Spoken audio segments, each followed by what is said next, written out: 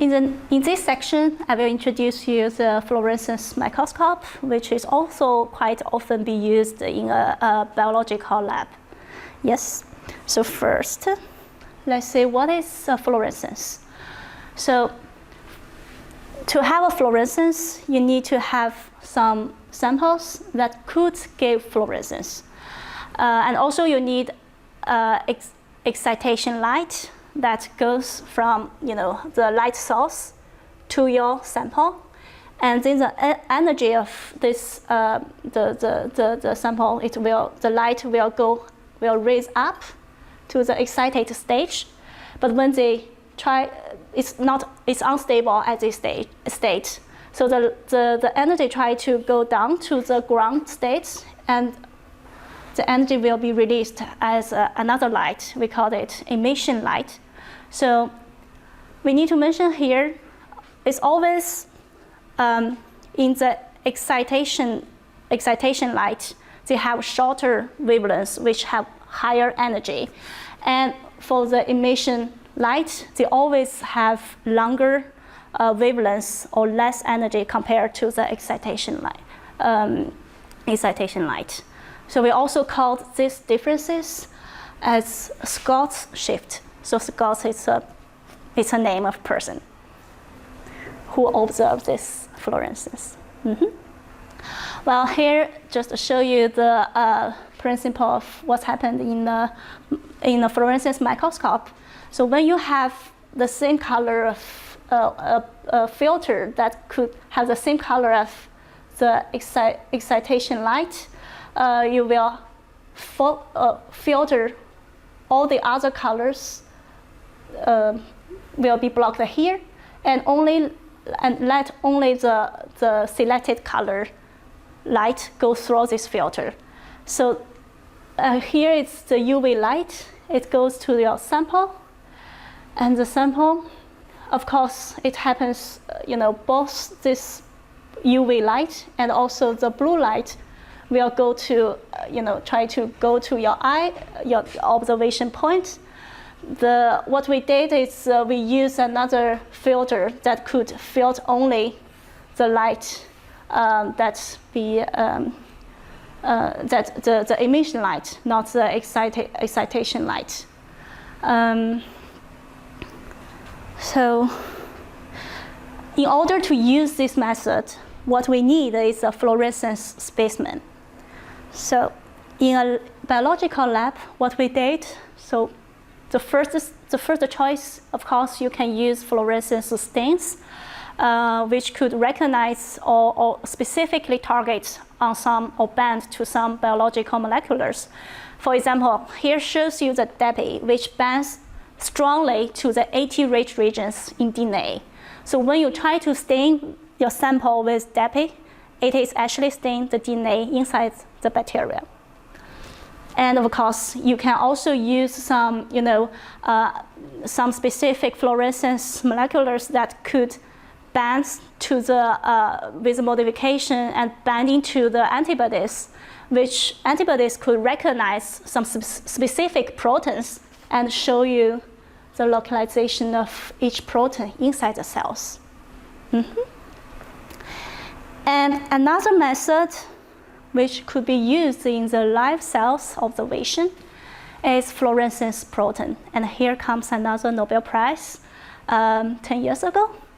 And so the fluorescence proteins, it is a member of structurally homologous class of proteins. So it's not only one protein, there's a class of family of proteins.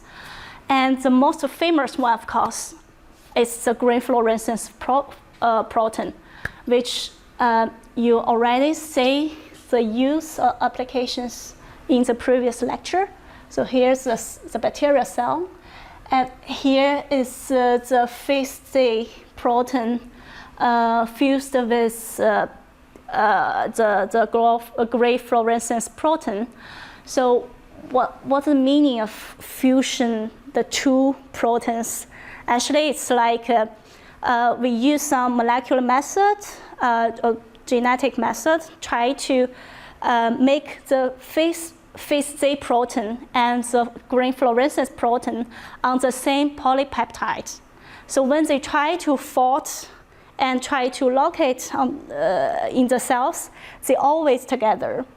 So that's why we could use this green fluorescence protein, try to see the sublocation of, specific proteins inside the cells. In another word, without this staining, you couldn't really see the sublocation or the resolution or what's happened inside the bacterial cells. But with the fluorescence protein, it kind of increased the resolution of resolution of the light microscope. Of course, there's more applications of fluorescence proteins. The important thing is you can use it to track and quantify proteins. You can watch the protein-protein interaction and to describe biological events and signal in a cell, and also in the drug discovery process. And here in this photo, you can see, of course, there's multiple colors of this protein. You can choose whatever you prefer to label one of the proteins or structures. And you can see here, this is the actin and tubulin that you already introduced in previous lectures, and labeled with different fluorescence protein and give different colors. The important thing is it can use in the same cell, and you can have very beautiful colors of the cell, and it's a pretty fun to look through this specimen. And the E here, YFP means yellow, for example, yellow fluorescence protein, and this is blue. And E, it means enhanced, so it means they will give very strong intensity of this protein. Well, of course, here shows you, it's not so clear, but you can see such a beautiful colors. And here gives you the excitation light, the wavelength of the excitation light. And here gives you the emission light wavelength. So you can know exactly which kind of filter you need to use in a microscope. Well, of course, because it's quite easy to be expressed and very efficiently expressed, and because normally there's no phototoxicity, and it's bright enough, it's sufficient photo stability, and it's minimal overlap in excitation and emission profiles. And as we mentioned before, there's many colors at the same time, so if you can use them together, of course, it's one of the best things if you want to work with this fluorescence protein. Yes. And let's go to the fluorescence microscope. Well, this is basically what's happened in the light, in a fluorescence microscope. So here gives you some very intense light. So this is not the normal light source we can give. Here you can see the machine here. You need to switch it on like 15 minutes or 20 minutes before, and then they will give a very strong luminance light here, get into the luminescence microscope. And you have the first filter here, try to select the excitation light, and they have this specific mirror that select only specific wavelengths of light with specific wavelengths. So when the excitation filter goes here, it will be reflected to your sample, and your sample will have the emission light. It can go through this mirror and go through the emission filter and be detected by your eyes. And another Nobel Prize because of the fluorescence microscope.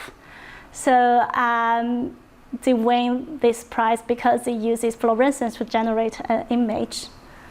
Yeah. Well, of course, you want to know details, just go to the website, and you will see the stories from their sound.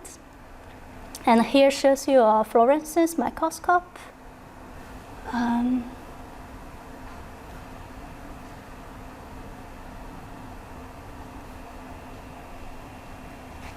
Well, I couldn't switch down. Yes. So here's the first filter, and they let only the light, the blue light, go from it.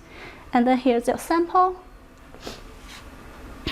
Now it has these green colors. I guess they have this green fluorescence protein. And then they go back and pass through the mirror and be detected by your eye or the image system. And you can see your sample here. So they detect only the fluorescence sample, of course.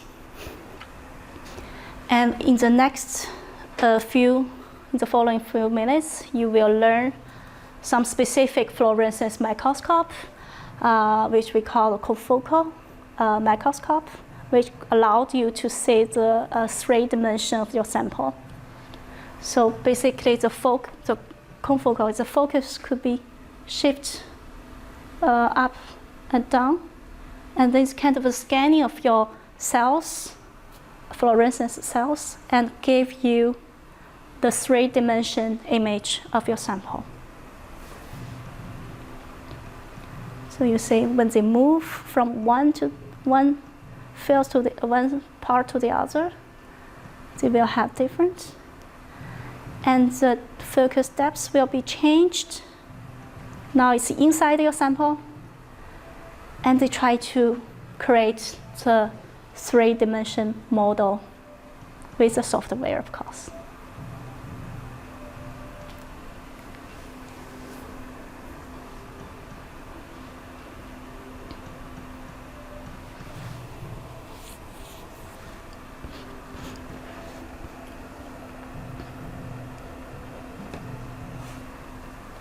Yes. Mm-hmm. Yeah.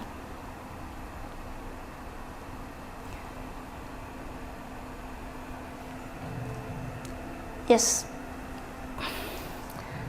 So, as the last slide, still the advantage and disadvantage of a fluorescence microscope, and try to read through everything when you have time, and ask questions if you couldn't understand any of this.